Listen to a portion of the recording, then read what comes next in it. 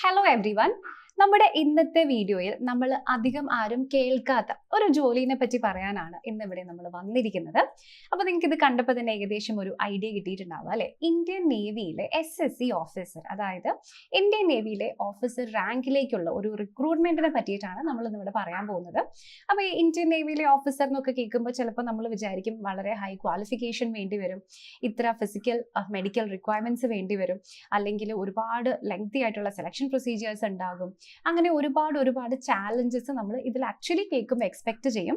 എന്നാൽ ഈ ജോലിയുടെ പ്രത്യേകത റിട്ടൺ എക്സാം ഒന്നുമില്ലാതെ ഡയറക്റ്റ് SSB ഇന്റർവ്യൂവിലൂടെ നിങ്ങൾക്ക് ഏകദേശം 1.25 lakhs പെർ മന്ത് സാലറി ലഭിക്കുന്ന ജോലിയിലേക്ക് പ്രവേശിക്കാനാകും എന്നുള്ളതാണ്. ഓക്കെ, അപ്പോൾ നിങ്ങൾ ചിലപ്പം അവിടെ ഇവിടെയും ന്യൂസ് ഒക്കെ ആയിട്ട് ചിലപ്പോൾ ഈ റിക്രൂട്ട്മെന്റിനെ പറ്റി കേട്ടിട്ടുണ്ടായിരിക്കും. അപ്പോൾ അങ്ങനെ ഒരുപാട് സംശയങ്ങൾ ആക്ച്വലി നമുക്ക് തോന്നുന്ന ഒരു ടൈപ്പ് ഓഫ് റിക്രൂട്ട്മെന്റ് ആണ് ഇത്. ഇവിടെ ഏജ് ലിമിറ്റ് എത്രയാണ് വരുന്നത്, എഡ്യൂക്കേഷണൽ ക്വാളിഫിക്കേഷൻ എന്താണ്, പല പോസ്റ്റുകളിലേക്കും പല ക്വാളിഫിക്കേഷൻ ആണ്, എത്ര മിനിമം പെർസെൻറ്റേജ് ഉണ്ടെങ്കിലാണ് നമുക്ക് അപ്ലൈ ചെയ്യാനായിട്ട് പറ്റുക, എക്സ്പീരിയൻസ് ആവശ്യമാണോ, ഫിസിക്കൽ സ്റ്റാൻഡേർഡ്സ് എന്തൊക്കെയാണ്, മെഡിക്കൽ സ്റ്റാൻഡേർഡ്സ് എന്തൊക്കെയാണ്, എവിടെയായിരിക്കും ട്രെയിനിങ് വരുന്നത്. അതിനുശേഷം ഇത് SSC എന്ന് പറഞ്ഞിട്ടുണ്ടെങ്കിൽ നമ്മുടെ ചെറിയ എന്ന് വെച്ചാൽ ഹ്രസ്വകാലത്തേക്കുള്ള സർവീസ് കമ്മീഷൻ, അതിനെ നമ്മൾ ഷോർട്ട് സെലക്ഷൻ കമ്മീഷൻ എന്നാണ് പറയുന്നത്, ഷോർട്ട് സർവീസ് കമ്മീഷൻ ആണ്.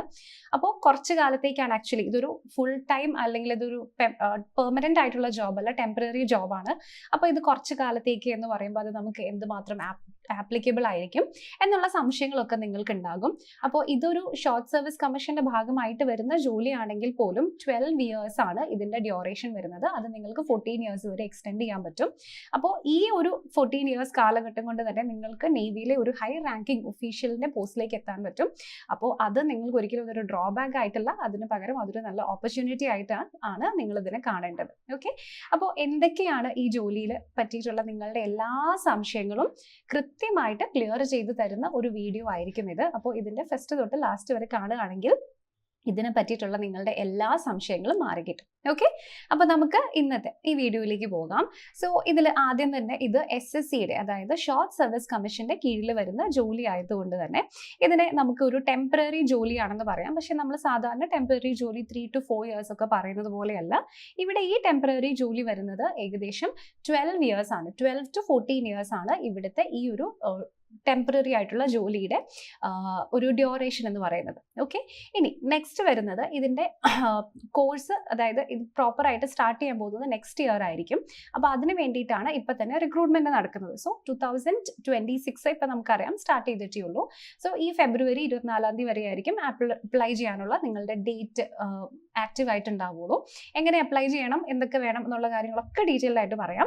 സോ ഇത് നെക്സ്റ്റ് ഇയറിലേക്കുള്ള റിക്രൂട്ട്മെന്റ് ആണ് ഇപ്പോൾ നടക്കുന്നത്. സോ ഇതിന്റെ ട്രെയിനിങ് നടക്കാൻ പോകുന്നത് നിങ്ങൾ സെലക്റ്റഡ് ആയതിനു ശേഷം, SSBയും ഇന്റർവ്യൂവും ക്ലിയർ ചെയ്തതിനു ശേഷം നിങ്ങൾ സെലക്റ്റഡ് ആയിട്ടുണ്ടെങ്കിൽ നമ്മുടെ കണ്ണൂരുള്ള ഏഴിമലയിൽ ഉള്ള INA, അതായത് ഇന്ത്യൻ നേവൽ അക്കാഡമിയിലായിരിക്കും നിങ്ങളുടെ ട്രെയിനിങ് നടക്കാൻ പോകുന്നത്. ഓക്കെ, ഇനി ഇമ്പോർട്ടൻ്റ് ആയിട്ടുള്ള ഒരു കാര്യം, ഇത് men and women equally apply ചെയ്യാൻ പറ്റുന്ന ഒരു പോസ്റ്റാണ്. പലരും കേട്ട് വെച്ചിരിക്കുന്നത് ഇത് മെൻ കാൻഡിഡേറ്റ്സിന് മാത്രമേ പറ്റുള്ളൂ എന്നാണ്. അങ്ങനെയല്ല, മെൻ കാൻഡിഡേറ്റ്സിനും ഫീമെയിൽ കാൻഡിഡേറ്റ്സിനും അപ്ലൈ ചെയ്യാൻ പറ്റും. പക്ഷേ അൺമാരീഡ് ആയിട്ടുള്ളവർക്ക് മാത്രമാണ് ഇതിൽ അപ്ലൈ ചെയ്യാൻ പറ്റുള്ളൂ. ഓക്കെ, മാരീഡ് ആയിട്ടുള്ളവർക്ക് അപ്ലൈ ചെയ്യാൻ പറ്റില്ല. അൺമാരീഡ് കാൻഡിഡേറ്റ്സിന് മാത്രമാണ് ഇതിൽ അപ്ലൈ ചെയ്യാനായിട്ട് പറ്റുള്ളൂ. ക്ലിയർ? അപ്പോൾ ഇനി പല ബ്രാഞ്ചസിലേക്കുള്ള റിക്രൂട്ട്മെന്റ് ആണ് നടക്കുന്നത്. അതായത് എക്സിക്യൂട്ടീവ് ബ്രാഞ്ചസിലേക്കും ടെക്നിക്കൽ ബ്രാഞ്ചസിലേക്കും എഡ്യൂക്കേഷൻ ബ്രാഞ്ചസിലേക്കുമുള്ള റിക്രൂട്ട്മെന്റ് ആണ് നടക്കുന്നത്. അപ്പോൾ എന്തൊക്കെയാണ് ഈ 3 ബ്രാഞ്ചിന്റെയും പ്രത്യേകത, ഇതിന്റെ മൊത്തം സെലക്ഷൻ പ്രോസസ്സും ഒക്കെ നമ്മൾ ഇവിടെ ഡിസ്കസ് ചെയ്യാൻ പോവാണ്. ഓക്കെ, അപ്പോൾ അതിൽ ആദ്യം തന്നെ നമ്മൾ ഡിസ്കസ് ചെയ്യാനായിട്ട് പോകുന്നത് ഈ എക്സാമിന്റെ ഏറ്റവും ഇമ്പോർട്ടൻ്റ് ആയിട്ടുള്ള ഹൈലൈറ്റ് എന്നുള്ള കാര്യമാണ്. അത് എന്ന് പറഞ്ഞാൽ ഡെഫിനറ്റ്ലി നിങ്ങളുടെ പ്യുവർ മാർക്ക് ബേസ്ഡ് ആയിട്ടാണ് നിങ്ങളെ ഇന്റർവ്യൂവിന് വിളിക്കുന്നത്. ഓക്കെ, അതിന് മുമ്പ് ഒരു റിട്ടൺ എക്സാമിനേഷനോ നിങ്ങൾ കേട്ടിട്ടുണ്ടാവുക അല്ലേ? എയർഫോഴ്സിലേക്കൊക്കെ നമുക്ക് AFCAT പോലുള്ള എൻട്രൻസ് എക്സാംസ് വരുന്നുണ്ട്. എന്നാൽ ഇത് നേവിയിലേക്കുള്ള ഈ റിക്രൂട്ട്മെന്റിൽ ഇത്തരത്തിലുള്ള റിക്രൂട്ട്മെന്റ് എക്സാംസ് ഒന്നും തന്നെ വരുന്നില്ല. So first level off cut off എന്ന് പറയുന്നത് നിങ്ങളുടെ മാക്സിമം മാർക്സ് തന്നെയാണ്. ഓക്കെ, അപ്പോൾ ഇവിടെ ഈ നോട്ടിഫിക്കേഷനിൽ പറയണത് 60% മാർക്സ് ആൻഡ് അബവ് ഉള്ളവർക്ക് ഇതിൽ അപ്ലൈ ചെയ്യാവുന്നതാണ്. ബേസിക്കലി നിങ്ങളുടെ മാർക്ക് ബേസ്ഡ് ആയിട്ട് തന്നെയായിരിക്കും നിങ്ങളുടെ കോൾ വരുന്നത്. അപ്പോൾ പലരുടെയും ഡൗട്ട്, പല യൂണിവേഴ്സിറ്റീസിൽ ആയിരിക്കുമ്പോൾ പല CGPA അല്ലെങ്കിൽ പല ഗ്രേഡ് പോയിന്റ്സിലായിരിക്കും ഉണ്ടാവുക. ചിലർക്ക് 10-ലായിരിക്കും, ചിലർക്ക് 8-ലായിരിക്കും.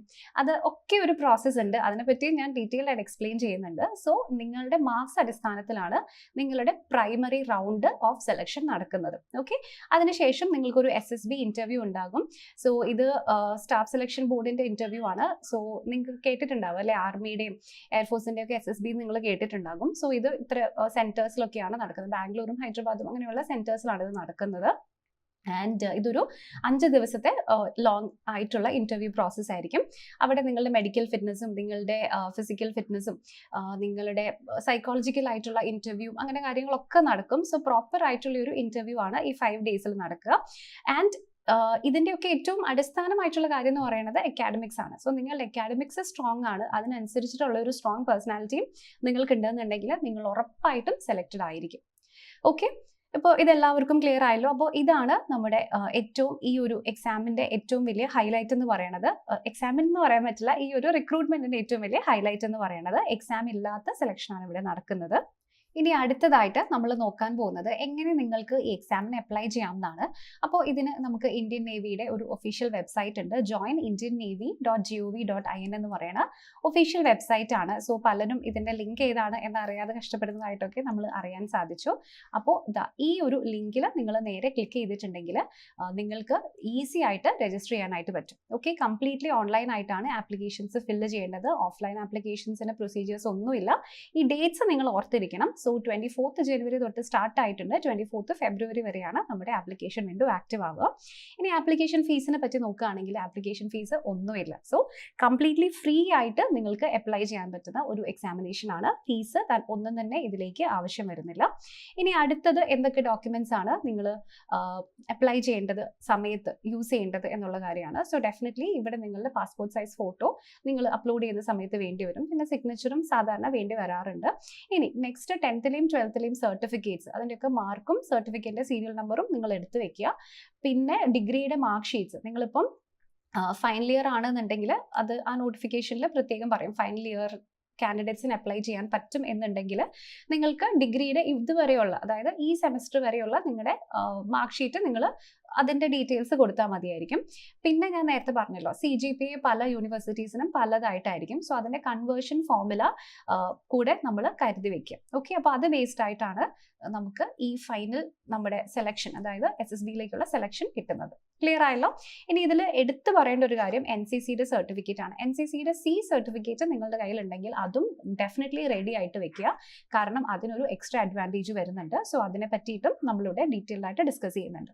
ഓക്കെ, ഇനി അടുത്ത നമ്മൾ ഡിസ്കസ് ചെയ്യാൻ പോകുന്നത് 3 ലെവലിലായിട്ടാണ് നമ്മുടെ സെലക്ഷൻ നടക്കുന്നത്. സോ അപ്പോൾ ഇവിടെ ഫസ്റ്റ് ഞാൻ പറഞ്ഞല്ലോ, നിങ്ങൾ അപ്ലോഡ് ചെയ്യുന്ന സമയത്ത് നിങ്ങൾ കൊടുക്കുന്ന മാർക്സ് ബേസ്ഡ് ആയിട്ടാണ് നമ്മളുടെ ഫസ്റ്റ് ലെവൽ ഓഫ് സെലക്ഷൻ നടക്കുന്നത്. അതിനുശേഷം 5 ദിവസത്തെ ഒരു ഇന്റർവ്യൂ, SSB ഇന്റർവ്യൂ ആയിരിക്കും ഉണ്ടാവുന്നത്. അതിനുശേഷം മെഡിക്കൽ എക്സാമിനേഷൻ നടക്കും. അതിനുശേഷമാണ് നിങ്ങളുടെ മെറിറ്റ് ലിസ്റ്റ് വരുന്നത്. അപ്പോൾ ഈ മെഡിക്കൽ എക്സാമിനേഷൻ്റെ ഭാഗമായിട്ടും ഒക്കെ നിങ്ങൾക്ക് അറിയാം, SSBന്റെ ഇന്റർവ്യൂസ് എന്നൊക്കെ പറയുമ്പോൾ ഫിസിക്കൽ ആക്ടിവിറ്റീസ് ഒക്കെ ചെയ്യേണ്ടതായിട്ട് വരും. ആർമിൻ്റെ ഒക്കെ റിക്രൂട്ട്മെന്റ് പോലെ തന്നെയാണ് ഇവിടെ നേവിയിലേക്കും വരിക. നിങ്ങൾ ആ ഫിസിക്കൽ ഫിറ്റ്നസ് ഉണ്ടോ എന്ന് നോക്കും. ഓടാനും ചാടാനും ഇങ്ങനെ മതിൽ കയറാനും അങ്ങനെയുള്ള ആക്ടിവിറ്റീസ് ഒക്കെ നിങ്ങൾ കണ്ടിട്ടുണ്ടാവും. അത്തരത്തിലുള്ള ആക്ടിവിറ്റീസ് ഒക്കെ തന്നെ ഇതിലും അവൈലബിൾ ആയിരിക്കും. ഓക്കെ, ആൻഡ് നെക്സ്റ്റ് സൈക്കോമെട്രിക് ടെസ്റ്റുകളും കൂടി വരാറുണ്ട്. ഓക്കെ, എന്ന് വെച്ചാൽ നിങ്ങൾ മെന്റലി ഏബിൾ ആണോ എന്നുള്ള ആ ഒരു രീതിയിലുള്ള ടെസ്റ്റുകളും വരാറുണ്ട്. നിങ്ങളുടെ ഡിറക്ഷൻ സെൻസ്, ഡിസിഷൻസ് എടുക്കാനുള്ള കേപ്പബിലിറ്റി, ഇതൊക്കെയാണ് ഈ 5 ദിവസം ഇവാലുവേറ്റ് ചെയ്യപ്പെടുന്നത്. അതിനുശേഷമാണ് മെറിറ്റ് ലിസ്റ്റ് വരുന്നത്. ആൻഡ് ഓൾസോ ഇതിൽ എവിടെയും ഒരു സ്ഥലത്ത് പോലും ഒരു റിട്ടൺ എക്സാമിനേഷൻ ഇല്ല. അപ്പോൾ നിങ്ങൾക്ക് ഈ എക്സാമിന് വേണ്ടി പ്രത്യേകമായിട്ട് തയ്യാറെടുക്കേണ്ട കാര്യമില്ല. നിങ്ങൾ വേറെ എന്ത് ഗവൺമെന്റ് എക്സാമിന് പ്രിപ്പയർ ചെയ്യുന്ന ആൾക്കാരാണ് എന്നുണ്ടെങ്കിലും നിങ്ങൾക്കിതിനെ ഈസി ആയിട്ട് പ്രിപ്പയർ ചെയ്യാനായിട്ട് പറ്റും. ഓക്കെ, അപ്പോൾ ഇനി നേരത്തെ വരുന്ന ക്വസ്റ്റ്യൻ്റെ ഡൗട്ടാണ്, പല CGPA ആണെങ്കിൽ അവരെങ്ങനെയാണ് നോർമലൈസേഷൻ വെച്ചിട്ട് മാർക്ക് കണക്കാക്കുക എന്നുള്ള കാര്യം. സോ നോക്കുക, നിങ്ങളുടെ BE അല്ലെങ്കിൽ BTech, അതായത് 5th സെമസ്റ്റർ വരെയുള്ള മാർക്കുകൾ അറ്റ്ലീസ്റ്റ് നിങ്ങളുടെ അടുത്ത് റെഡി ആയിട്ടിരിക്കണം. സോ ഫൈനൽ ഇയറിലുള്ളവർക്കും അപ്ലൈ ചെയ്യാനായിട്ട് പറ്റും. ആൻഡ് 6th സെമ്മിൻ്റെ റിസൾട്ട് ചിലപ്പം വന്നിട്ടുണ്ടാവില്ല അല്ലേ. സോ അങ്ങനെയാണെങ്കിൽ 5th സെം വരെയുള്ള മാർക്ക് നിങ്ങളുടെ കയ്യിൽ വെക്കാം. കൂടുതൽ മാർക്ക് ഉണ്ടെങ്കിൽ നിങ്ങൾക്ക് സെലക്ഷനുള്ള കൂടുതൽ ചാൻസ് ഉണ്ട്. Okay, so normally cut offs നമുക്ക് ഇത്രയാണ് എന്ന് സ്പെസിഫിക് ആയിട്ട് പറയാൻ പറ്റില്ല. ഓരോ വർഷത്തെയും വേക്കൻസീസും ഒരുപാട് ഫാക്ടേഴ്സും വെച്ചിട്ടാണ് ഓരോ വർഷത്തെയും കട്ട് ഓഫ് അവർ ഡിറ്റർമൈൻ ചെയ്യുന്നത്. ഓക്കെ, സോ അപ്പോൾ ഇതിന് വേണ്ടിയിട്ട് നമ്മൾ നോർമലൈസേഷൻ്റെ കാര്യം പറഞ്ഞല്ലോ, നോർമലൈസേഷൻ ആൻഡ് സ്റ്റാൻഡർഡൈസേഷൻ്റെ ഭാഗമായിട്ട് അവരൊരു പ്രോപ്പർ ആയിട്ടുള്ള ഫോർമുല ഇവിടെ യൂസ് ചെയ്യുന്നുണ്ട്. സോ അത് വെച്ചിട്ടാണ് കട്ട് ഓഫ് മാർക്ക് തീരുമാനിക്കുന്നത്. നിങ്ങളപ്പം ഏത് യൂണിവേഴ്സിറ്റിയിൽ പഠിച്ച ആളാണെന്നുണ്ടെങ്കിലും അല്ലെങ്കിൽ ഏത് ടൈപ്പ് ഓഫ് ഗ്രേഡ് പോയിന്റ് സിസ്റ്റമാണ് നിങ്ങളുടെ യൂണിവേഴ്സിറ്റി ഫോളോ ചെയ്യുന്നത് എന്നുണ്ടെങ്കിലും നിങ്ങൾ പേടിക്കേണ്ട കാര്യമില്ല. ഇതിൽ ഇങ്ങനെയാണ് അപ്പം മറ്റതിൽ അങ്ങനെ അല്ലല്ലോ എന്ന് വിചാരിച്ച് നിങ്ങൾ ഡിസ്ക്വാളിഫൈ ആയി പോകുമൊന്നുമില്ല. അതോർത്ത് പേടിക്കേണ്ട. നിങ്ങളുടെ മാർക്സ് നിങ്ങൾ പ്രോപ്പറായിട്ട് തെറ്റുകൂടാതെ, ഇമ്പോർട്ടൻ്റ് ആണ്, മിസ്റ്റേക്സ് ഇല്ലാതെ എൻ്റർ ചെയ്താൽ മാത്രം മതി. ഇന്ത്യൻ നേവിയുടെ ഞാൻ നേരത്തെ പറഞ്ഞ join.indiannavy.gov.in എന്ന് പറയുന്ന വെബ്സൈറ്റിൽ ആ ഒരു കൺവേർഷൻ ഫോമിൽ അവൈലബിൾ ആണ്. വേണമെങ്കിൽ നിങ്ങൾക്ക് അത് ജസ്റ്റ് ഒരു ഇതിൽ നോക്കാം. ഓക്കെ, ഇനി നമ്മുടെ ഫസ്റ്റത്തെ സ്റ്റേജിന്റെ കാര്യം മനസ്സിലായല്ലോ. അതായത് ഡയറക്ട്ലി നിങ്ങളുടെ മാർക്ക് ബേസ്ഡ് ആണ്. സെക്കൻഡ് സ്റ്റേജ് എന്ന് പറയുന്നത് SSB ഇന്റർവ്യൂ ആണ്. സോ ഈ SSB ഇന്റർവ്യൂ നടക്കുന്നത് മേജർ സിറ്റീസിലാണ്. ബാംഗ്ലൂർ ഉണ്ട്, ഹൈദരാബാദ് അല്ല കേട്ടോ, വിശാഖപട്ടണം ആണ്. ഞാൻ ഹൈദരാബാദ് എന്നാണ് പറഞ്ഞത്, അല്ല വൈസാക്കിലാണ്. ബാംഗ്ലൂർ, ഭോപ്പാൽ ആൻഡ് കൽക്കട്ട. അപ്പോൾ ഈ 4 പ്ലേസസിലായിരിക്കും SSBയുടെ ഇന്റർവ്യൂ നടക്കുന്നത്. സോ അപ്പോൾ ഇതിനകത്ത് ഓഫീസർ ഇന്റലിജൻസ് റേറ്റിംഗ് OIR എന്ന് പറയുന്ന ടീം, പിന്നെ സൈക്കോളജി ടെസ്റ്റുകൾ നടക്കും. സോ അതൊക്കെ ബേസിക്കലി നിങ്ങൾ മെന്റലി ഏബിൾ ആണോ, ഇതൊന്നും കേട്ട് നിങ്ങൾ പേടിക്കണ്ട കേട്ടോ. ഇപ്പം ഇതിൽ ജോയിൻ ചെയ്യാത്ത ഒരാളുടെ അടുത്ത് നിങ്ങൾക്ക് നല്ല ട്രെയിനിങ് തന്നു കഴിഞ്ഞാൽ നല്ലൊരു ഓഫീസർ ആവാനുള്ള ആ ഒരു മെറ്റൽ നിങ്ങൾക്ക് ഉണ്ടോ എന്ന് ടെസ്റ്റ് ചെയ്യുന്നതിന് വേണ്ടിയിട്ടാണ് ഈ ഒരു ഇന്റർവ്യൂ നടക്കുന്നത്. നിങ്ങൾ ഓൾറെഡി നേവി ഓഫീസേഴ്സിനെ പോലെ ചിന്തിക്കുന്നുണ്ടോ എന്ന് അറിയാനല്ല, നിങ്ങൾ ട്രെയിനബിൾ ആണോ, നിങ്ങൾ ട്രെയിൻ ചെയ്യിച്ചു കഴിഞ്ഞാൽ നിങ്ങൾക്കൊരു നല്ല ഓഫീസർ ആകാൻ പറ്റുമോ ഇല്ലയോ, അതാണ് അവർ ഡിസൈഡ് ചെയ്യുന്നത്. ഓക്കെ, അപ്പോൾ ഇതിൽ കള്ളത്തരമൊന്നും പറയരുത്. നമ്മൾ അറിയാലോ, നമ്മൾ ഇന്റർവ്യൂസിലൊക്കെ നമ്മൾ ഭയങ്കരമായിട്ട് ഔട്ട് പെർഫോം ചെയ്യാൻ നോക്കും. പക്ഷെ അതിൻ്റെ ആവശ്യമില്ല. നിങ്ങൾ ജെന്യുവിൻ ആയിട്ട് പറയുക, നിങ്ങൾ ട്രസ്റ്റബിൾ ആയിട്ടുള്ള ഒരു ഇൻഡിവിജ്വൽ ആണോ എന്നാണ് ഇവിടെ കൂടുതലും അവർ ഫോക്കസ് ചെയ്യാൻ പോകുന്നത്. ഓക്കെ, പിന്നെ ഗ്രൂപ്പ് ടെസ്റ്റിംഗ് ഓഫീസർ ടാസ്ക്, ഇത് ഡെഫിനറ്റ്ലി ഇതൊരു ടീം വർക്ക് ആവശ്യമുള്ള ജോലിയാണ്. അതുകൊണ്ട് തന്നെ നിങ്ങൾ ആസ് എ ടീം മെമ്പർ, ഒരു ടീമിന്റെ കൂടെ നിങ്ങൾ എന്തുമാത്രം പെർഫോം ചെയ്യുന്നു എന്നൊക്കെയാണ് ഇതിൽ വരുന്നത്. അതിനുശേഷം പേഴ്സണൽ ഇന്റർവ്യൂ ഉണ്ടാകും, പിന്നെ കോൺഫറൻസ് ഉണ്ടാകും. സോ ഇവിടെ ഒരു ഇന്ത്യൻ നേവിയുടെ ഓഫീസർ എന്നുള്ള രീതിയിലേക്ക് നിങ്ങളെ മാറ്റാൻ പറ്റുമോ, അതിനുള്ള മെറ്റീരിയൽ നിങ്ങളുടെ അടുത്ത് ഉണ്ടോ എന്നാണ് ഇവിടെ ടെസ്റ്റ് ചെയ്യാൻ പോകുന്നത്. ഓക്കെ, അല്ലാതെ നിങ്ങളുടെ GKയോ അല്ലെങ്കിൽ നിങ്ങളുടെ മൊത്തം ലോക പരിജ്ഞാനോ ഒന്നുമല്ല. ബേസിക്കലി നിങ്ങളുടെ പേഴ്സണാലിറ്റി ഇതിന് സ്യൂട്ടബിൾ ആണോ അല്ലയോ എന്നാണ് ടെസ്റ്റ് ചെയ്യാൻ പോകുന്നത്. അപ്പോൾ ചിലപ്പോൾ നിങ്ങൾ പോലും അറിയില്ല നിങ്ങളെ ഈ ഒരു പാരാമീറ്ററിലാണ് ടെസ്റ്റ് ചെയ്യുന്നത്. ഫോർ എക്സാമ്പിൾ, ഇപ്പം ഒരു ഗെയിം ആയിരിക്കും നോർമലായിട്ട് ആസ് എ ടീം, ഒരു ടീമിന്റെ കൂടെ കളിക്കുന്ന ഒരു ഗെയിം ആയിരിക്കും. അപ്പോൾ അവിടെ നിങ്ങൾ എന്തുമാത്രം ഒരു ടീം പ്ലെയർ എന്ന ഒരു പാരാമീറ്റർ ഡിസ്പ്ലേ ചെയ്യുന്നു. നിങ്ങൾ മാത്രം വിൻ ചെയ്യാനാണോ നോക്കുന്നത്, അല്ലെങ്കിൽ നിങ്ങളുടെ കൂടെയുള്ളവരെ സപ്പോർട്ട് ചെയ്യുന്നുണ്ടോ, ലീഡർഷിപ്പ് സ്കിൽസ് നിങ്ങൾ ഡിസ്പ്ലേ ചെയ്യുന്നുണ്ടോ, തുടങ്ങിയിട്ടുള്ള ടെസ്റ്റുകളാണ് അവിടെ ഉണ്ടാവുക. അപ്പോൾ ഇതൊരു 5 days ഒരു നല്ല എക്സ്പീരിയൻസ് ആയിരിക്കും. നിങ്ങൾക്ക് ഇവിടെ കിട്ടിയാലും കിട്ടിയില്ലെങ്കിലും നിങ്ങളുടെ മൊത്തത്തിലുള്ള ഒരു ആറ്റിറ്റ്യൂഡ് മാറ്റുന്ന ഒരു നല്ല എക്സ്പീരിയൻസ് ആയിരിക്കും ഈ 5 days. പോയ ആൾക്കാരുടെ അടുത്ത് നിന്ന് കേട്ടതാണ് കേട്ടോ പറയുന്നത്. സോ ഇതൊരു നല്ല എക്സ്പീരിയൻസ് ആയിരിക്കും എന്നുള്ള കാര്യത്തിന് ഡൗട്ടൊന്നുമില്ല. ഓക്കെ, ഇനി നെക്സ്റ്റ് നമ്മൾ ഡിസ്കസ് ചെയ്യാൻ പോകുന്നത് മെഡിക്കൽ എക്സാമിനേഷൻ ആണ്. അത് കൂടുതലും നേവിയുടെ തന്നെ നേവൽ ഹോസ്പിറ്റൽസിലായിരിക്കും ഉണ്ടാവുന്നത്. അവിടെ വിഷൻ ടെസ്റ്റ് ഉണ്ടാകും, ഹിയറിംഗ് ടെസ്റ്റ് ഉണ്ടാകും, height and weight standard. So overall physical fitness, physically നിങ്ങൾ ഫിറ്റ് ആയിരിക്കണം. അതായത് നിങ്ങൾക്ക് ഒരു ജിം ബോഡി വേണമെന്നൊന്നുമില്ല, അസുഖങ്ങളൊന്നും ഇല്ലാതെ നിങ്ങൾ ഫിറ്റ് ആയിരിക്കണം എന്നത് മാത്രമാണ് ഇവരിവിടെ എൻഷുർ ചെയ്യുന്നുണ്ടാവുക. ക്ലിയർ?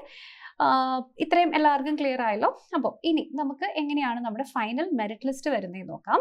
സോ SSBയുടെ മാർക്സ് വെച്ചിട്ടാണ് നിങ്ങളുടെ ഫൈനൽ മെറിറ്റ് ലിസ്റ്റ് വരുന്നത്. അതിൻ്റെ കൂടെ തന്നെ മെഡിക്കൽ ഫിറ്റ്നസിനും ഒരു വലിയ ഫാക്ടർ ആയിട്ട് അതിനും ഒരു വെയിറ്റേജ് വരുന്നുണ്ട്. സോ നിങ്ങളുടെ BTechന്റെ അല്ലെങ്കിൽ BEയുടെ MTechകാർക്കും MBക്കാർക്കും ഒക്കെ അപ്ലൈ ചെയ്യാം. ബട്ട് സ്റ്റിൽ BTechന്റെയോ BEന്റെയോ മാർക്ക് യൂസ് ചെയ്യുന്നത് നിങ്ങളുടെ SSBയിലേക്കുള്ള സെലക്ഷൻ വെച്ചിട്ടാണ്. അപ്പോൾ ഈ മാർക്ക് വെച്ചിട്ടല്ല നിങ്ങളുടെ ഫൈനൽ കോൾ ലെറ്റർ വരിക. പകരം ഈ മാർക്ക് വെച്ചിട്ട് നിങ്ങളുടെ SSB സെലക്ട് ചെയ്ത് കഴിഞ്ഞാൽ SSBയുടെ മാർക്ക് വെച്ചിട്ടാണ് നിങ്ങളുടെ ഫൈനൽ മെറിറ്റ് ലിസ്റ്റ് വരിക. അതിൻ്റെ കൂടെ മെഡിക്കൽ ഫിറ്റ്നസും ഒരു വെയിറ്റേജ് ഉണ്ടാകും എന്ന് മാത്രം. ക്ലിയർ ആയല്ലോ എല്ലാവർക്കും? സോ നല്ല മാർക്ക് ഉണ്ടെങ്കിലാണ് നിങ്ങൾക്ക് SSBക്ക് തന്നെ കോള് വരുള്ളൂ. സോ കോള് വന്നു കഴിഞ്ഞിട്ട് SSB ക്ലിയർ ചെയ്ത് കഴിയുമ്പോഴാണ് ഇതിലേക്ക് വരുന്നത്. അപ്പോൾ മിനിമം ഇവിടെ തന്നിരിക്കുന്നത് 60% എന്നാണ്. അതിൻ്റെ ഡീറ്റെയിൽഡ് ആയിട്ട് ഓരോ പോസ്റ്റിലേക്കും എത്ര വേണം എന്നുള്ളതൊക്കെ കൃത്യമായിട്ട് വരുന്നുണ്ട്. അപ്പോൾ അത് ഞാൻ ഡീറ്റെയിൽഡ് ആയിട്ട് നിങ്ങൾക്ക് പറഞ്ഞു തരാം.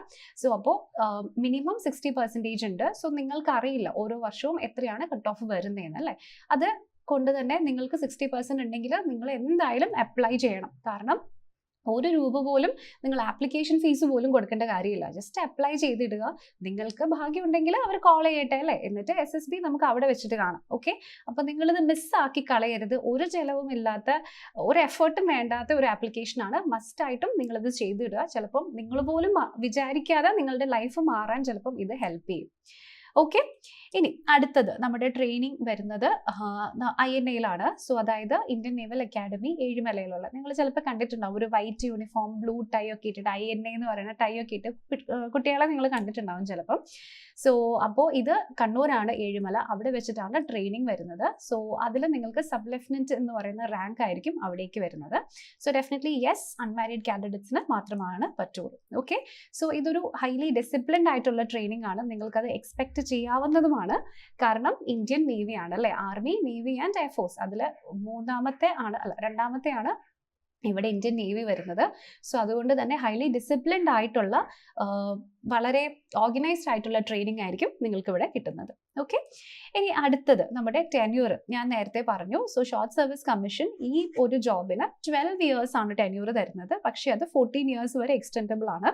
അപ്പോൾ അതിനുശേഷവും നിങ്ങൾക്ക് വേറെ ഓപ്ഷൻസ് വേണമെങ്കിൽ പെർസ്യൂ ചെയ്യാം. അല്ലാന്നുണ്ടെങ്കിൽ ഇതിന്റെ എക്സ്പീരിയൻസ് വെച്ചിട്ടൊക്കെ നിങ്ങൾക്ക് വേറെ നേവിയിൽ തന്നെ മേ ബി അപ്ലൈ ചെയ്യാനൊക്കെ സാധിക്കും. ഓക്കെ, അങ്ങനെയുള്ള പോസിബിലിറ്റീസ് ഒക്കെ ഉണ്ട്.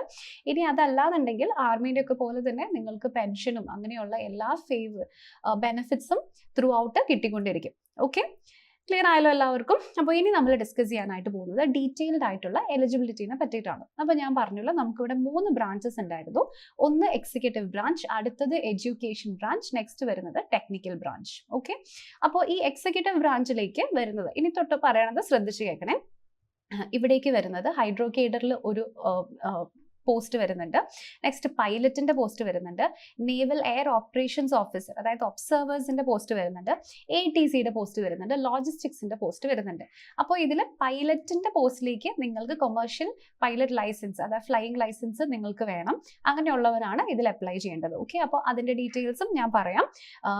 അപ്പോൾ ശ്രദ്ധിച്ച് നോക്കുക. ഓക്കെ, സോ അപ്പോൾ ഇതിന്റെ എലിജിബിലിറ്റി നോക്കുക. ഈ എക്സിക്യൂട്ടീവ് ബ്രാഞ്ചിലേക്ക് അതായത് ഹൈഡ്രോകേഡറിലേക്ക് ബിടെക്കിലെ ഏത് ഡിസിപ്ലിൻ ഉള്ളവർക്കും അപ്ലൈ ചെയ്യാൻ പറ്റും. 60% മാർക്ക് മതി. ഇനി നേവൽ ഓപ്പറേഷൻസ് ഓഫീസർ, പൈലറ്റ് അല്ലെങ്കിൽ ATC ഇതിലേക്കും നിങ്ങൾക്ക് 60% മാർക്കുള്ള ഏത് ബ്രാഞ്ചിലുള്ളവർക്കും അപ്ലൈ ചെയ്യാം. പലരും ചോദിക്കുന്നത് കേട്ടു, സിവിലുകാർക്ക് പറ്റുമോ, IT-കാർക്ക് പറ്റുമോ എന്നൊക്കെ. ആർക്കും പറ്റും. ഈ പോസ്റ്റുകളിലേക്ക് നിങ്ങൾക്ക് ഏത് BE ഓർ BTech ക്വാളിഫിക്കേഷൻ ഉണ്ടെങ്കിലും നിങ്ങൾക്ക് അപ്ലൈ ചെയ്യാനായിട്ട് പറ്റും. ഓക്കെ, അപ്പോൾ ഇതിന്റെ രണ്ടാമത്തെ ഇത് പൈലറ്റ് കാറ്റഗറിയിലേക്കും ആൻഡ് ഒബ്സർവർ കാറ്റഗറിയിലേക്കും ATCയിലേക്കും നിങ്ങൾക്ക് 10th-ലും 12th-ലും 60% മാർക്കും കൂടെ ഉണ്ടായിരിക്കണം. മുകളിലത്തേന് ആദ്യത്തേതിൽ മാത്രം BTech-ൽ മാത്രം 60% മതി. താഴേക്ക് വരുമ്പോൾ 2ലും 10th-ലും 12th-ലും 60% അഗ്രിഗേറ്റ് മാർക്ക് ഉണ്ടായിരിക്കണം. ഇനി ലോജിസ്റ്റിക്സിലേക്ക് വരുന്ന സമയത്ത് ഇവിടെ നിങ്ങൾ നോക്കുക. So BE or BTech in any discipline with first class, ഇത് ഒന്നെങ്കിൽ ഇത് ക്വാളിഫിക്കേഷൻ. ലോജിസ്റ്റിക്സ് ആണ്. ഇനി നിങ്ങൾക്ക് BE ഓർ BTech ഇല്ലെങ്കിൽ MBA ഉണ്ടായാലും മതി.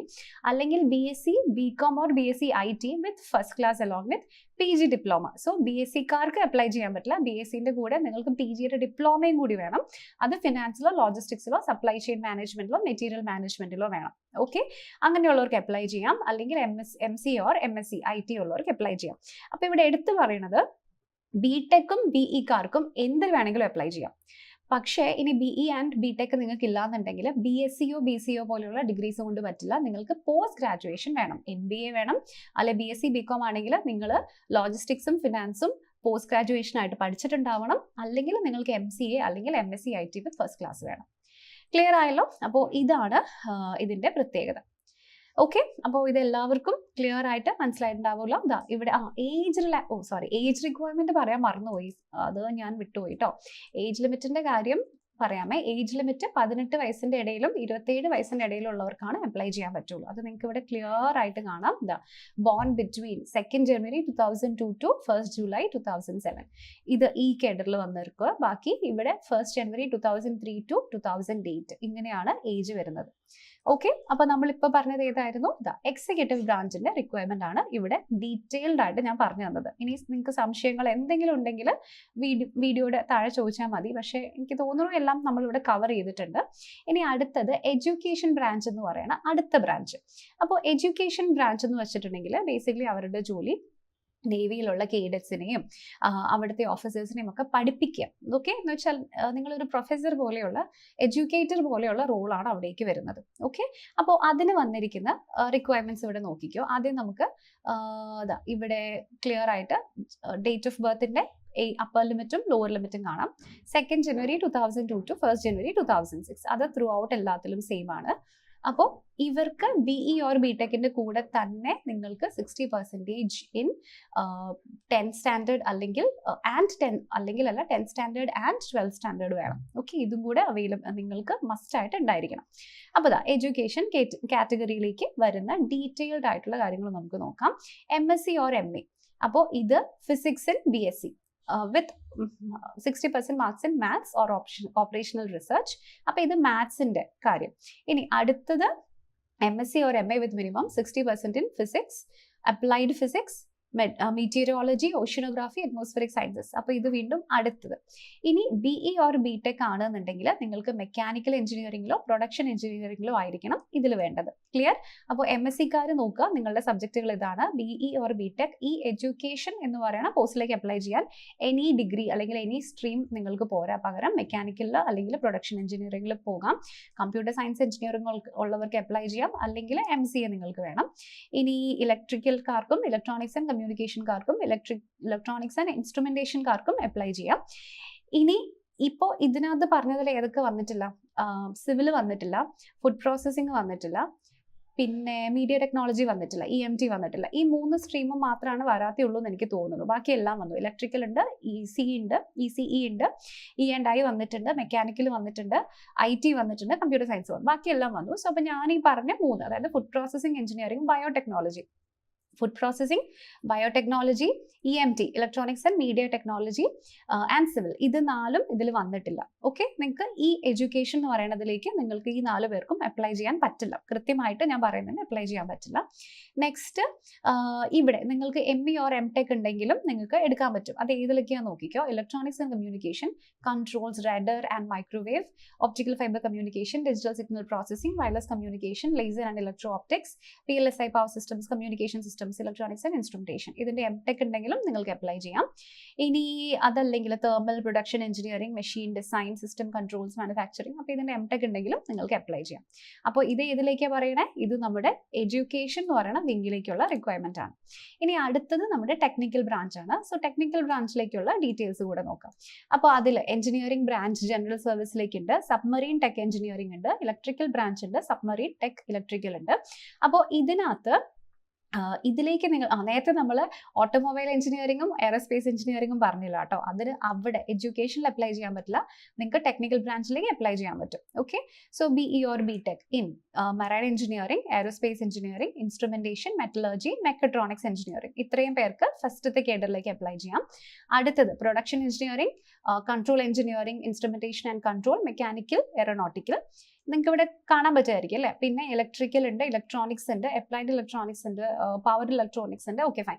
അപ്പോൾ ഇത് കൂടുതലും ഇൻസ്ട്രുമെന്റേഷൻ, ഇലക്ട്രോണിക്സ് ആൻഡ് കമ്മ്യൂണിക്കേഷൻ, പിന്നെ എയറോസ്പേസ് എഞ്ചിനീയറിംഗും എയറോനോട്ടിക്കൽ എഞ്ചിനീയറിംഗും വരുന്നവർക്കും ഇത് എയറോനോട്ടിക്കൽ വന്നിട്ടില്ല, എയറോസ്പേസ് മാത്രമേ ഉള്ളൂ, എയറോനോട്ടിക്കൽ ഇല്ല. ഇത്രയും എഞ്ചിനീയേഴ്സിന് നിങ്ങൾക്ക് ഈ പോസ്റ്റുകളിലേക്ക്, അതായത് ടെക്നിക്കൽ ബ്രാഞ്ചസിലേക്ക് അപ്ലൈ ചെയ്യാം. അപ്പോൾ അതിന്റെ ഡേറ്റ് ഓഫ് ബർത്തും ഇവിടെ കൃത്യമായിട്ട് വന്നിട്ടുണ്ട്. ക്ലിയർ? ഓക്കെ, അപ്പോൾ ഇതിൽ മെൻ കാൻഡിഡേറ്റ്സിനും വിമൻ കാൻഡിഡേറ്റ്സിനും ഒക്കെ ഒരേപോലെ അപ്ലൈ ചെയ്യാം. അപ്പോൾ എല്ലാവർക്കും ക്ലിയർ ആയല്ലോ എങ്ങനെയാണ് നമുക്ക് ഇതിൻ്റെ ഡീറ്റെയിൽഡ് ആയിട്ടുള്ള ഒരു എലിജിബിലിറ്റി വരുന്നതെന്ന്. ഓക്കെ, ഇനി നമുക്ക് ഇതിൻ്റെ ഒരു ചെറിയ പ്രൊഫൈൽ കൂടി നോക്കാം. ഫോർ എക്സാമ്പിൾ, എക്സിക്യൂട്ടീവ് ബ്രാഞ്ച് വരുന്നുണ്ട്, പിന്നെ നമുക്ക് എഡ്യൂക്കേഷൻ ബ്രാഞ്ചും പിന്നെ നമുക്ക് ടെക്നിക്കൽ ബ്രാഞ്ചും വരുന്നുണ്ട് അല്ലേ. അപ്പോൾ ഇതിൽ ജനറൽ സർവീസ് GSX പോസ്റ്റിലേക്കാണ്. അപ്പോൾ ഇതിൽ പൈലറ്റിന്റെ വേക്കൻസി ഉണ്ട്, ഒബ്സർവർ വേക്കൻസി ഉണ്ട്, ATCയുടെയും ലോജിസ്റ്റിക്സിന്റെയും വേക്കൻസി വരുന്നുണ്ട്. ഇനി ടീച്ചിങ്ങിലേക്കാണെങ്കിൽ നിങ്ങൾ ബേസിക്കലി ഈ നേവൽ ഓഫീസേഴ്സിനെ ആയിരിക്കും ട്രെയിൻ ചെയ്യാൻ പോകുന്നതും ടീച്ച് ചെയ്യാൻ പോകുന്നതും. അപ്പോൾ അതിൽ മാത്സ് ഉണ്ട്, ഫിസിക്സ് ഉണ്ട്, computer science, mechanical, electronics and communication, atmospheric sciences. അപ്പോൾ ഈ പോസ്റ്റുകളിലാണ് സിവിലുകാർക്കും എയറോസ്പേസുകാർക്കും എയറോനോട്ടിക്കലുകാർക്കും ബയോടെക്കുകാർക്കും IT-ക്കാർക്കും ഒന്നും അപ്ലൈ ചെയ്യാൻ പറ്റാത്തത്. ഓക്കെ, ഇനി അടുത്തത് എഞ്ചിനീയറിംഗ് റോൾസിൽ നിങ്ങൾക്ക് സബ്മറൈൻ എഞ്ചിനീയറിംഗ് ഉണ്ട്, സബ്മറൈൻ ഇലക്ട്രിക്കൽ റോൾസ് വരുന്നുണ്ട്, ഇലക്ട്രിക്കൽ ആൻഡ് എഞ്ചിനീയറിംഗ് റോൾസ് ആണ് വരുന്നത്. ഓക്കെ, അപ്പോൾ അതിൻ്റെ ഡീറ്റെയിൽസ് ഇപ്പം ഈ ബ്രാഞ്ചസ് വർക്ക് ചെയ്യാൻ പോകുന്നത് കൂടുതലും സബ്മറീൻസ് ടെക്നിക്കൽ ആയതുകൊണ്ട് തന്നെ ഷിപ്സിലും സബ്മറീൻസിലും ആയിരിക്കും. സോ വെപ്പൻസ് റിലേറ്റഡ് ആയിട്ടുള്ള വർക്ക് ഉണ്ടാകും, പിന്നെ കമ്മ്യൂണിക്കേഷൻ സിസ്റ്റംസ് റിലേറ്റഡ് ആയിട്ടുള്ള വർക്ക്സ് ഉണ്ടാകും. സോ എല്ലാം തന്നെ അഡ്വാൻസ്ഡ് ആയിട്ടുള്ള നേവൽ ടെക്നോളജി യൂസ് ചെയ്തിട്ടായിരിക്കും വരുന്നത്. ഓക്കെ. അപ്പോൾ ഇനി വേക്കൻസീസ് നോക്കുകയാണെങ്കിൽ എക്സിക്യൂട്ടീവ് ബ്രാഞ്ചിലേക്ക് 150+ വേക്കൻസീസ് ആണ്, ടെക്നിക്കൽ ബ്രാഞ്ചിൽ 90+, എഡ്യൂക്കേഷൻ ബ്രാഞ്ചിൽ 25+ വേക്കൻസീസ്. സോ അപ്പോൾ ഇവിടെ നോർമലി നിങ്ങൾ കണ്ടിട്ടുണ്ടാവും ജനുവരി 2000 ടു ജനുവരി 2008 ആണ് വരുന്നത്. പക്ഷേ ചില കേസിൽ 2003-ഉം 2007-ഉം ഒക്കെ വരുന്നത് നിങ്ങൾ കണ്ടിട്ടുണ്ടാവും. ഓക്കെ. അപ്പോൾ ഇനി നമ്മുടെ സാലറി കാര്യങ്ങളൊക്കെ നോക്കുകയാണെങ്കിൽ, സോ ഇത് സബ് ലെഫ്റ്റനന്റിന്റെ റോളിലേക്കാണ് ഈ റിക്രൂട്ട്മെന്റ് നടക്കുന്നത്. സോ 1,25,000 ആണ് നിങ്ങളുടെ സ്റ്റാർട്ടിംഗ് സാലറി ആയിട്ട് വരുന്നത്. അപ്പോൾ നിങ്ങൾക്കറിയാലോ സ്റ്റാർട്ടിംഗ് സാലറി എന്ന് വെച്ചിട്ടുണ്ടെങ്കിൽ എന്താ അതിന്റെ പ്രത്യേകത? ഇത് നേവി ആണല്ലേ, അപ്പോൾ ഇതിൽ നിന്ന് സാലറി മുകളിലേക്ക് കൂടുക മാത്രമാണ് ചെയ്യുള്ളൂ. സോ അതിൽ തന്നെ മിലിറ്ററി സർവീസിന്റെ പേ ആയതുകൊണ്ട് തന്നെ ഒരുപാട് എക്സ്ട്രാ ബെനിഫിറ്റ്സ് കിട്ടും. സബ്മറീൻ അലവൻസ് ആയിട്ട് 31,250, ഫ്ലൈയിങ് അലവൻസ് വേറെ, അത് പൈലറ്റ്സിനാണ്. പിന്നെ ഫ്രീ മെഡിക്കൽ ഫെസിലിറ്റീസ് കിട്ടും, അക്കോമഡേഷൻ ആൻഡ് ഇൻഷുറൻസ് ഒക്കെ നിങ്ങൾക്ക് ഫ്രീ ആയിട്ട് കിട്ടും. ഓക്കെ. അപ്പോൾ ഇത്തരത്തിലുള്ള ഒരുപാട് എക്സ്ട്രാ കാര്യങ്ങൾ നിങ്ങൾക്ക് ലഭിക്കും. അപ്പോൾ ട്രെയിനിങ് എവിടെയാണെന്ന് ഞാൻ നിങ്ങളോട് പറഞ്ഞു. ട്രെയിനിങ് ഏഴിമലയിലായിരിക്കും, നമ്മുടെ സ്വന്തം ഏഴിമല, കണ്ണൂരുള്ള ഏഴിമലയിലായിരിക്കും ട്രെയിനിങ് ഉണ്ടാവുക. പക്ഷേ നിങ്ങളുടെ പോസ്റ്റിംഗ് ഇന്ത്യയിൽ എവിടെയുള്ള നേവൽ ബേസിസിലും ആകാം, ഷിപ്സിലോ സബ്മറീൻസിലോ എയർ സ്റ്റേഷൻസിലോ ആകാം. ഓക്കെ. അത് ഓൾ ഇന്ത്യ, ചിലപ്പം എബ്രോഡും നിങ്ങൾക്ക് പോസ്റ്റിംഗ് കിട്ടാൻ സാധ്യതയുണ്ട്. ഓക്കെ. അപ്പോൾ ഇന്ത്യയിൽ എവിടെ വേണമെങ്കിലും, നമുക്ക് കൊച്ചിയിലൊക്കെ നിങ്ങൾക്ക് അറിയാലോ നേവൽ ബേസ് ഉണ്ട്.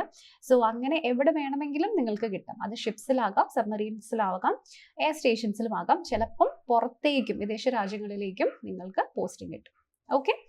ക്ലിയർ ആയല്ലോ എല്ലാവർക്കും? അപ്പോൾ ഇവിടെ നിങ്ങളുടെ അക്കാഡമിക്സ് സ്ട്രോങ് ആണെന്നുണ്ടെങ്കിൽ നിങ്ങൾക്ക് ഇതൊരു വമ്പൻ ഓപ്പർച്യൂണിറ്റി ആണ്. നിങ്ങൾക്ക് എന്തായാലും നിങ്ങൾ മസ്റ്റ് ആയിട്ടും അപ്ലൈ ചെയ്യേണ്ട ഒരു കാര്യം തന്നെയാണ്. ഓക്കെ. അപ്പോൾ ഇനി ഇതിനകത്ത് എക്സ്ട്രാ ആയിട്ടുള്ള കുറച്ച് കാര്യങ്ങളും കൂടി പറയാം. അതായത് റിമോട്ട്ലി പൈലറ്റഡ് എയർക്രാഫ്റ്റ് സ്പെഷ്യലൈസേഷൻ എന്ന് പറഞ്ഞിട്ട് ഇതിന്റെ നമ്മുടെ നോട്ടിഫിക്കേഷനിൽ ഒരു ഏരിയ തന്നിട്ടുണ്ട്. അപ്പോൾ ഇവിടെ ബേസിക്കലി ഈ GSX എന്ന് പറയുന്നത് ജനറൽ സർവീസ് എക്സിക്യൂട്ടീവ് എന്ന് പറയുന്നത് നിങ്ങൾ കണ്ടിട്ടുണ്ടാവും അല്ലെ. എല്ലാം ഇപ്പോൾ പൈലറ്റ്സ് പറത്തുന്ന ഫൈറ്റർ പ്ലെയിൻസ് ആവണമെന്നില്ല. നമുക്ക് കൺട്രോൾ ചെയ്യാൻ പറ്റുന്ന ഡ്രോൺസും ഇപ്പോൾ നമ്മൾ ആർമിയിലും നേവിയിലും എയർഫോഴ്സിലൊക്കെ നമ്മൾ ഒത്തിരി യൂസ് ചെയ്യുന്നുണ്ട് അല്ലെ. അപ്പോൾ അത്തരത്തിലുള്ള ഈ സർവൈലൻസിന് വേണ്ടി യൂസ് ചെയ്യുന്ന ഡ്രോൺസ്, അല്ലെങ്കിൽ ബോർഡർ സെക്യൂരിറ്റിയുടെ ഒക്കെ മോണിറ്ററിങ്ങിന് വേണ്ടി യൂസ് ചെയ്യുന്ന ഡ്രോൺസ്, അല്ലെങ്കിൽ സീ മോണിറ്ററിങ്ങിനൊക്കെ വേണ്ടി യൂസ് ചെയ്യുന്ന ഡ്രോണുകളുണ്ട്. അപ്പോൾ ഇത് പറത്തുന്നതിനെയാണ് നമ്മൾ ഇവിടെ റിമോട്ട്ലി പൈലറ്റഡ് എയർക്രാഫ്റ്റ് അല്ലെങ്കിൽ RPA എന്ന് പറയുന്നത്. ഓക്കെ. അപ്പോൾ നിങ്ങൾ ഈ ഒരു ഇപ്പോൾ ഫോർ എക്സാമ്പിൾ ഇപ്പോൾ നിങ്ങൾ ഈ GSX ഒക്കെ വരുന്ന റോളിലേക്കാണ് നിങ്ങൾ ഇപ്പോൾ ടെക്നിക്കൽ റോളിലേക്കാണ് നിങ്ങൾ എടുക്കുന്നതെന്ന് വിചാരിക്കുക. നിങ്ങളുടെ INA ഇന്ത്യൻ നേവൽ അക്കാഡമിയിലെ ട്രെയിനിങ് കഴിഞ്ഞതിന് ശേഷമായിരിക്കും നിങ്ങൾക്ക് ഈ ഒരു കേഡറിലേക്ക്, ഈ ഒരു വിങ്ങിലേക്ക് പോസ്റ്റിംഗ് ലഭിക്കുന്നത്. ക്ലിയർ ആയ എല്ലാവർക്കും? അപ്പോൾ ഇതിനെയാണ് നമ്മൾ RPA എന്ന് പറയുന്നത്. ഓക്കെ. ഇനി മെർച്ചന്റ് നേവിക്കാർക്കും ഇതിന് അപേക്ഷിക്കാനായിട്ട് പറ്റും, അതും ഇതിൽ പറയുന്നുണ്ട്. അപ്പോൾ നിങ്ങൾ മെർച്ചന്റ് നേവിയിൽ ഓൾറെഡി വർക്ക് ചെയ്ത ഒരു കാൻഡിഡേറ്റ് ആണെന്നുണ്ടെങ്കിൽ അങ്ങനെയുള്ളവർക്കും, സോ ഇവിടെ 97 to 2007 വരെയുള്ളവർക്ക്, അങ്ങനെയുള്ളവർക്കും ഇതിന് അപ്ലൈ ചെയ്യാനായിട്ട് പറ്റും. ഓക്കെ. അപ്പോൾ അവിടെ നിങ്ങൾക്ക് റിലാക്സേഷൻ കാണാൻ പറ്റും. സോ ഇവിടെ എക്സിക്യൂട്ടീവ് ബ്രാഞ്ചിലേക്ക്, ജനറൽ സർവീസിന്റെ എക്സിക്യൂട്ടീവ് ബ്രാഞ്ചിലേക്ക് മെർച്ചന്റ് നേവിയുടെ എക്സ്പീരിയൻസ് ഉള്ളവർക്കും അപ്ലൈ ചെയ്യാനായിട്ട് പറ്റും. ഇനി CPL ഉള്ള, അതായത് കൊമേഴ്ഷ്യൽ പൈലറ്റ് ലൈസൻസ് ഉള്ള ആൾക്കാർക്ക് ഡയറക്ട്ലി പൈലറ്റിന്റെ പോസ്റ്റിലേക്ക് അപ്ലൈ ചെയ്യാനായിട്ട് പറ്റും. അപ്പോൾ അതിന്റെ ഏജ് നിങ്ങൾക്ക് ഇവിടെ കാണാം, 2002 to 2008 ആണ് വരുന്നത്. സോ അതിന് ഡയറക്ട്ലി പൈലറ്റ് എൻട്രി നിങ്ങൾക്ക് ലഭിക്കും. ക്ലിയർ ആയല്ലോ എല്ലാവർക്കും? അപ്പോൾ എന്താണ് ഈ CPL എന്ന് പറയുന്നത്? നമ്മുടെ DGCA, അതായത് directorate general of civil aviation എന്ന് പറയുന്ന നമ്മുടെ DGCAയുടെ ഭാഗമായിട്ട് വരുന്ന CPL കൊമേഴ്ഷ്യൽ പൈലറ്റ് ലൈസൻസ് കയ്യിലുള്ള ആൾക്കാർക്ക് ഇതിൽ ഡയറക്റ്റ്ലി അപ്ലൈ ചെയ്യാനായിട്ട് പറ്റും. സോ അപ്പോൾ ഇത് നിങ്ങൾക്കറിയാലോ, നോർമലി സിവിൽ എയർക്രാഫ്റ്റ് പൈലറ്റ്സിനും അല്ലെങ്കിൽ ഇത്ര ഫ്ലൈയിങ് അവേഴ്സ് ഉള്ള ഫ്ലൈയിങ് സ്കൂൾസിൽ നിന്നൊക്കെ ട്രെയിൻഡ് ആയിട്ടുള്ള പൈലറ്റ്സിനാണ് വരുന്നത്. സോ ഇവിടെ നിങ്ങൾക്ക് NDA അല്ലെങ്കിൽ എയർഫോഴ്സ് ഇതൊന്നും ഇല്ലാതെ തന്നെ, NDA എന്ന് വെച്ചാൽ നിങ്ങൾക്കറിയാലോ നാഷണൽ ഡിഫൻസ് അക്കാഡമി, അതൊന്നും ഇല്ലാതെ ഡയറക്റ്റ്ലി നിങ്ങൾക്ക് കൊമേഴ്ഷ്യൽ പൈലറ്റ്സ് CPL ഉണ്ടെങ്കിൽ ഇന്ത്യൻ നേവിയിലെ പൈലറ്റായിട്ട് അപ്ലൈ ചെയ്യാൻ പറ്റും. ഓക്കെ. സോ അപ്പോൾ ഇത് കുറച്ച് പേർക്കാണ് അങ്ങനെ ഉണ്ടാവാറുള്ളൂ. സോ അങ്ങനെ ഉള്ളവർ ആരെങ്കിലും ഉണ്ടെങ്കിൽ അപ്ലൈ ചെയ്യാം. ഇനി NCC കാൻഡിഡേറ്റ്സ്, ഇതൊരു ഇമ്പോർട്ടൻറ്റ് കാര്യമാണ്. അപ്പോൾ NCC കാൻഡിഡേറ്റ്സിന് NCCയുടെ C സർട്ടിഫിക്കറ്റ് ഉള്ളവർക്ക് അപ്ലൈ ചെയ്യാമെന്ന് പറഞ്ഞിട്ടുണ്ടായിരുന്നു. സോ നിങ്ങളുടെ SSBയുടെ ഷോർട്ട് ലിസ്റ്റിംഗിന്റെ മാർക്ക് എത്രയാണോ, നിങ്ങളുടെ കയ്യിൽ ഈ ഒരു C സർട്ടിഫിക്കറ്റ് ഉണ്ടെങ്കിൽ നിങ്ങൾക്ക് ഡയറക്റ്റ്ലി അവിടെ 5% റിലാക്സേഷൻ വരുന്നുണ്ട്. അപ്പോൾ നിങ്ങളുടെ കയ്യിൽ ഈ സർട്ടിഫിക്കറ്റ് ഉണ്ട്, അത് അപ്ലോഡ് ചെയ്യാൻ അത് വാലിഡ് ആണെന്നുണ്ടെങ്കിൽ നിങ്ങൾക്ക് ഈസി ആയിട്ട് 5% റിലാക്സേഷൻ കിട്ടും. സോ നിങ്ങൾക്ക് കുറച്ചും കൂടെ SSBയിൽ ഷോർട്ട് ലിസ്റ്റ് ആവാനുള്ള ചാൻസ് കൂടുതലാണ്. ഓക്കെ, അപ്പോൾ ഇതിൽ NCCയുടെ C സർട്ടിഫിക്കറ്റ് ആയിരിക്കണം, നേവൽ ആർമി ഓർ എയർ വിങ്ങിൻ്റെ, ആൻഡ് മിനിമം B ഗ്രേഡ് ഉണ്ടായിരിക്കണം, 2 അക്കാഡമിക് ഇയേഴ്സ് സീനിയർ ഡിവിഷനിൽ നിങ്ങൾ സെർവ് ചെയ്തിട്ടുണ്ടായിരിക്കണം. അങ്ങനെയുള്ളവർക്കാണ് ഈ സർട്ടിഫിക്കറ്റ് കിട്ടുള്ളൂ.